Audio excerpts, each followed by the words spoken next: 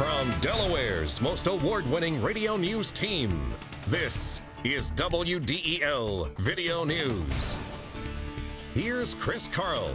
Among Delaware's top stories for Thursday, October 18th, a change at the top of the Delaware Psychiatric Center. A new survey says Delawareans don't want more gambling in the first state, creating a fashion district in Wilmington. Here are the details. Amid allegations of patient mistreatment, the director of the Delaware Psychiatric Center has resigned. Susan Watson Robinson will return to her previous job as assistant director. Former hospital director Michael Talmo is returning to the job. He's currently working in Missouri. State Health Secretary Vince McConey says he has had extensive discussions with Talmo about the current status of the hospital, which has 2 task forces looking into allegations of patient abuse. A survey shows Delawareans aren't in any hurry to see more slot casinos or any other forms of gambling anytime soon in the first state. A study from Fairleigh Dickinson University shows 54% of the 700 people surveyed don't want to see more gambling venues or activities.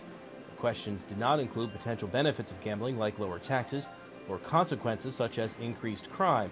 The answers were pretty similar across the board on gender and political party lines. A fellow Democrat says he wants Mayor Baker's job. Jeff Collins says he's planning to run for mayor of Wilmington, setting up a Democratic primary. Collins accuses Baker of not really caring about community policing. He also believes Baker's policies have cost the city money and jobs. Baker is expected to seek a 3rd term in office. Coming up, more budget cuts for the Red Clay School District. WDEL News continues in a moment.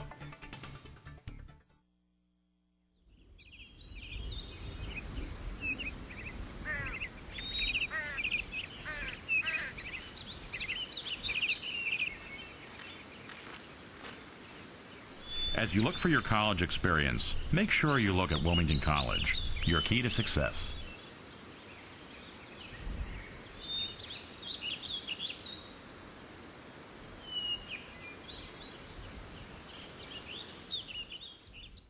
The Red Clay School District seems to be on track to end the year without debt, but as WDEL's Ken Grant reports, the goal requires some significant sacrifices. School board member Gary Leonarducci says the district has been making some tough budget cuts across the board to make up for its financial shortfall. We're making cuts of $10 million in a budget over approximately $150 million. So you can imagine that it's difficult, and you have to just pick and choose where you can find some fat, some waste. Red Clay Finance Director Jill Floor says the budget cuts are impacting every part of the district, including her office. No one was singled out. Coaching or club positions, substitute allocation after school transportation, custodial overtime. I am personally reviewing every single PO. Contracts are being reviewed by many levels within the administration. So again, these are across the board expenditure reductions and management that we need to get through this fiscal year. Education activist John Allison pushed for a community-based financial review panel for the district, which has now held its first meeting and is scheduled to report regularly to the school board. I felt it was interest for the public to sit at the table and be part of the process of the review to help restore the confidence the district needs in the community. The next meeting of the Red Clay Community Review Committee is scheduled for November 1st. Ken Grant, 1150 AM, WDEL. Well, when you think of cities that have big fashion districts, you most likely think of New York or London or Paris. But WDEL's Carl Konevsky says some people want to add Wilmington to that list. A new partnership led by local jeweler Will Minster has purchased 4 properties in the 200 block of West 9th Street and plan to rehabilitate them into a women's fashion department complex occupied by several retailers.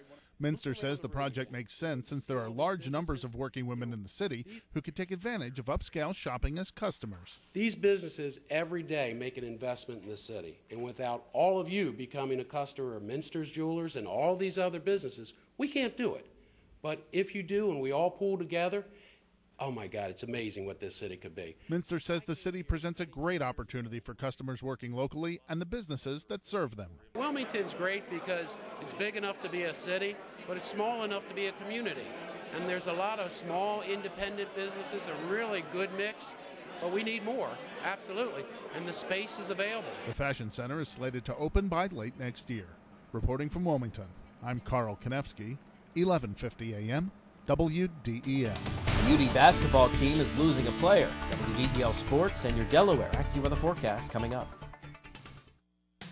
I'm Peter MacArthur. I'm Melanie Armstrong, and here are Delaware's top stories at the top of the hour. The most complete coverage of the news that matters in Delaware. Every weekday morning, 5:30 till 9 on 1150 AM WDEL.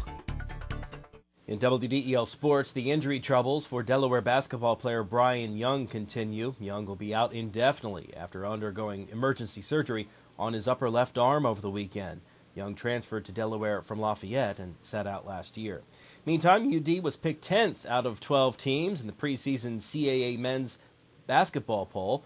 Delaware senior forward Herb Courtney was a preseason first-team selection. The preseason forecast showed George Mason as the favorite to win the league crown. And the UD women's team is picked to finish 5th. Senior guard Kyle DeHaven is a second-team preseason pick. No surprise at the top of the poll, Old Dominion picked to finish first for the 17th straight year. Your WDEL Delaware AccuWeather forecast, clouds and sun through today with a passing shower, high 78. Tonight, cloudy with a stray shower, low 63. Tomorrow, clouds, couple of showers, maybe a thunderstorm, high 78. Then drying up for the weekend, Saturday's partly sunny with a high of 70.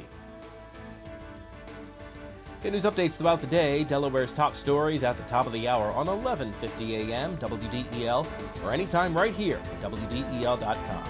I'm Chris Carl. Thanks for watching.